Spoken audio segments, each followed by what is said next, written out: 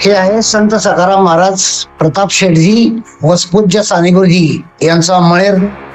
या अंमळनेरचा कारभार तहसीलदार आणि प्रांत या कार्यालयातून हाकतात. या आवारात जणू भंगार बाजार भरलाय की कबाडखाना आहे. सातत्याने विविध वृत्तपत्रात याबद्दल बातम्या छापून आलेल्या आहेत. लोकांनी तक्रारी केल्या आहेत. येणाऱ्या जाणाऱ्या लोकांना पायवाट सुद्धा नसते, इतकी गर्दी इथं जमा केलेले ट्रॅक्टर आणि कचऱ्याची आहेत. याकडे प्रांतांचं लक्ष नाही, तहसीलदारांचं लक्ष नाही. सातत्याने बातम्या येऊन काही करत नाही. नवीन इमारत बांधली जाते त्या भरोश्यावर करतायत का याचं उत्तर मिळत नाही.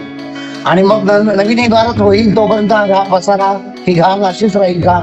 सेम एरिया सटाणा येथील तहसीलच्या बाजूला बघतोय आपण आता. सटाणा येथील तहसील आवाज बघा किती स्वच्छ, टापटीप आणि शिस्तबद्ध आहे. जर सटाण्याचा अधिकारी हे करू शकतो तर अंमळनेरचे प्रांताधिकारी आणि तहसीलदार का नाही करू शकत? सातत्याने येणाऱ्या बातम्यांना ते इग्नोर करतात का? कचऱ्यात टाकतात का? दुर्लक्ष करतात का? पत्रकारांची किंमत करत नाहीत का? असा सवालही या निमित्तानं उठत आहे.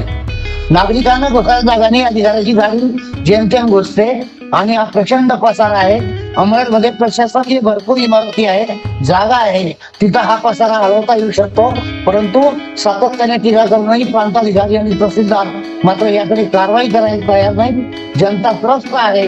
आता तरी त्यांचे डोळे उघडतील का याकडे पुन्हा एकदा लक्ष लागलं आहे.